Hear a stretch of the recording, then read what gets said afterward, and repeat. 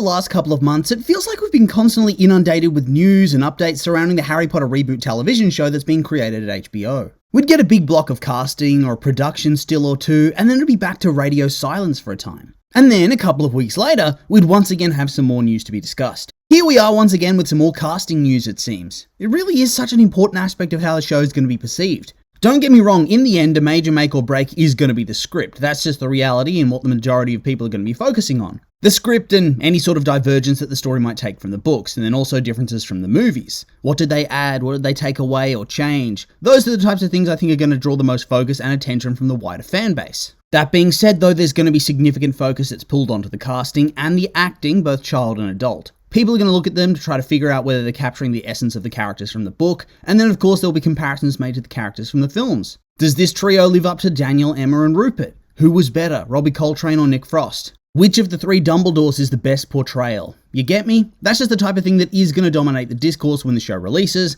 and I think why people are already so invested in it. And I mean that. They are really invested in it. I have so many comments talking about the Snape casting, even on non-related videos. I think the latest one I saw was when I was talking about the upcoming Narnia adaptation and my fears about the casting there. So even now it dominates the discourse and people want to know who's who. Luckily for us, we have a couple of new names to be taking a look at, mostly of the Weasley family. Okay, so to start off, we'll start with the Weasley twins who are being played by Tristan and Gabriel Harland. Now I think simply based on the picture of them, they do seem like a great fit for the cast. They've played twins before in The Last Kingdom, so they do have acting experience in a fairly big name show, although this is going to be a big step up in prominence, I think. That being said, something about their look just fits exactly what the Weasley twins vibe is all about to me. Kind of ladsy, but with a friendly, approachable vibe. The type of guys you can see being very popular at school, but who would still be nice enough to help Harry when he's struggling to get his trunk on the train. I think the only real potential gripe I had with this casting is that I think the dudes are 16 years old, which is a lot older than the Weasley twins would be at this point in the story. I think in the first book/season they're supposed to be about 13, right?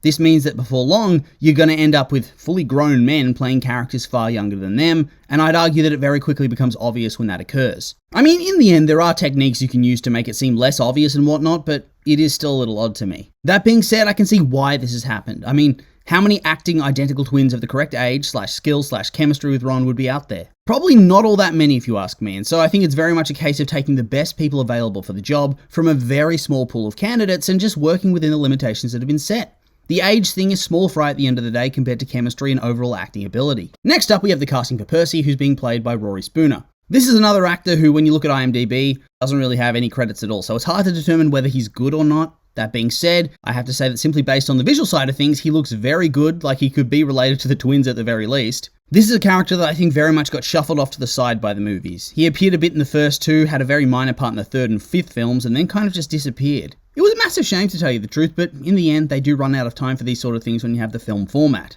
Not everything is going to be able to make the cut. Here though, they really do have the time to showcase his character and arc in a lot more depth, which I'm pretty excited to see. Hopefully this dude's up to the task, because I do think the smarmy, over-the-top Percy knows best mentality, which then pivots into being a sycophant for the Ministry, could actually be rather difficult to pull off. Like I said though, in the end we'll have to wait and see on that score. For the final announced member of the Weasley clan, we have Gracie Cochran, who's playing Ginny. She's just going to be in that one scene at the train station I think this season, but obviously, moving forward beyond that, there's going to be more of a focus put on her. I checked her IMDb and she's had some minor parts before this, so once again we're in that wait and see holding space like with pretty much every other child actor on this thing. That being said, I have seen a lot of positivity about her casting in fandom spaces, so I too will choose to be positive about things. Also, this isn't a casting thing necessarily, but since we know the story of the books now, I think they have to add more stuff for her to do after the second one that isn't just blushing. They really got to try to flesh out her own friendship with Harry because let's be real, the actual book romance left a lot to be desired in the way it was written. Same with the movies.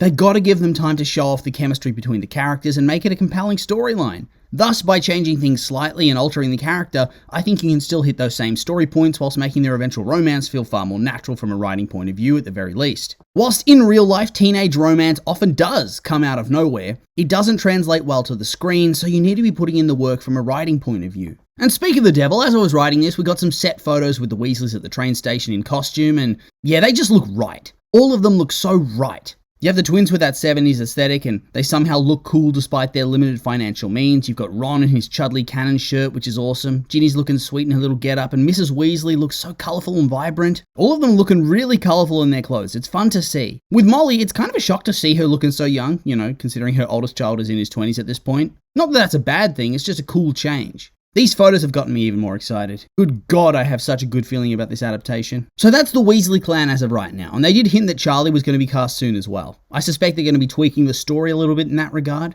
In the Philosopher's Stone, Norbert the Dragon needs to be transported to Romania to go to the Dragon Sanctuary that Charlie works at. But in order to do that, Charlie's friends need to make a midnight pickup from the astronomy tower. Instead of it being his friends though, I suspect they'll simply write Charlie to turn up instead because those friends don't tie back into the story at all, whilst Charlie does and he'll come back at some point. I think you see him again at the Quidditch World Cup in Season 4 and then for the Triwizard Tournament with the Dragons if I remember correctly. So I'm actually rather curious as to who they cast there as well. Since it's a relatively minor role, they might actually pursue a bigger name just for a bit of prominence that won't break the budget due to it being a much more minor role, but once again, I suppose we'll have to wait and see.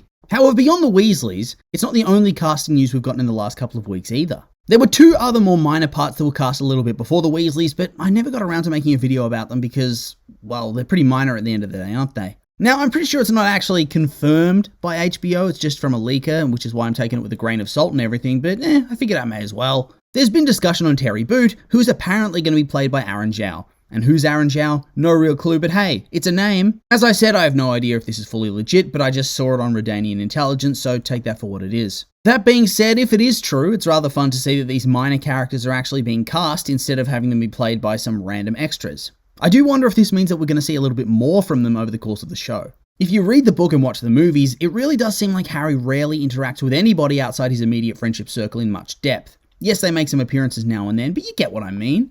In a lot of ways, it doesn't feel like an actual school experience. I think the film that actually best captured this to me was The Prisoner of Azkaban, like that scene with the boys in their dormitory goofing off together, or a bunch of group shots of all the Gryffindors crowding around chatting like when they're reading the newspaper about Sirius Black being sighted in Dufftown. It just adds to that vibe, makes it feel more real. I know that's such a vague thing to say, but I guess it just makes the actual world they inhabit come to life. Thus, they should endeavour to cast more of these actual named characters in the books to fill out the world and story even more, even if they only have 1 or 2 lines. Hopefully they can keep them in their roles for the majority of the show's run as well. Maybe that's asking too much, but it would still be a lot of fun and help set the show apart from the film. Because in the end, it does need to do that, doesn't it? It has all this extra time to fill. I think they're doing about 8 episodes. Even if you go for the most conservative number and say each episode will only go for half an hour, that still leaves you with about 4 hours of runtime that you have to fill out. For reference, the original film version only goes for 154 minutes, so 2.5 hours. In that extra time, you could tack another 90-minute film on the top. And whilst this means that they'll obviously have a lot more time to add things from the book that didn't make the cut in the original film, such as more time with the Dursleys, more classes at Hogwarts, the midnight duel that turns into a trap with Filch, and then more stuff with Norbert the Dragon and getting him out of the castle to go with Charlie,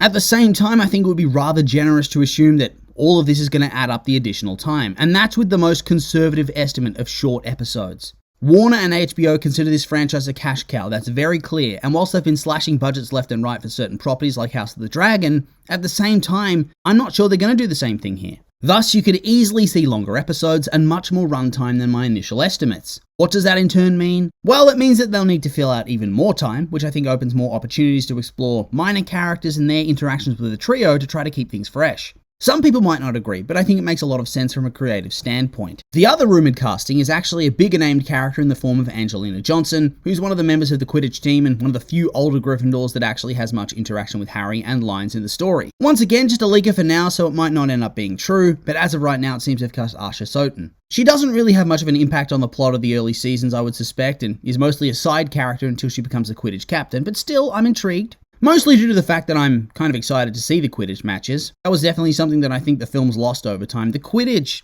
The first 3 movies did them really well if you ask me, and they're some of the most iconic scenes of the franchise as a result. The first Quidditch game, and then the rogue bludger match from the second film. And then of course the match in the rain when Harry gets attacked by the Dementors and falls off his broom in Prisoner of Azkaban. These sorts of things kind of fell by the wayside in the later films, and so I'm eager to see more of them in this context. I also did want to talk briefly about the Hermione actress again as well, because recently it was announced that she'd be playing the part of Hermione for the Audible reading of the books, I think, for the first 3. As part of her little introduction, they had her reciting a couple of lines, and yeah, she's going to be great in her role. I think this kid has got it. She's close enough to the Emma Watson portrayal that I think it seems pretty nostalgic to my ears, but at the same time, she's also doing her own thing. This has gotten me pretty confident, to tell you the truth. Child acting can always be very hit or miss, but at the very least, it seems like one of the big 3 is good. I can't comment on the others because I've not seen them in anything else. However, with this Audible production, it does have me wondering if anybody else is going to make the jump from the audio version to the live-action adaptation. For the most part, a lot of the roles have already been cast, but there is the part of Voldemort which hasn't had any real rumours surrounding it as far as I'm aware. However, you'd think they'd actually want to cast the actor they intend to play him early on. I mean,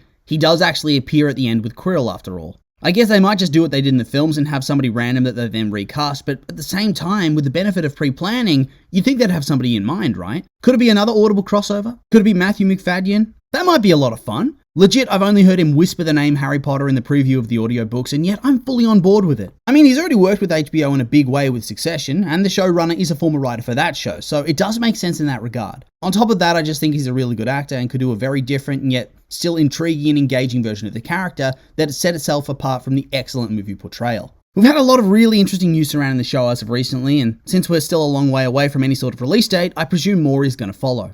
It's going to be a long way for 2027, I'll tell you that much though. With all that being said, these have just been my opinions, and now I'd like to hear yours. What do you think of all we've discussed today? Are you on board with the casting? Maybe not. I'm curious for your thoughts, so make sure to like, comment, and subscribe, and let me know.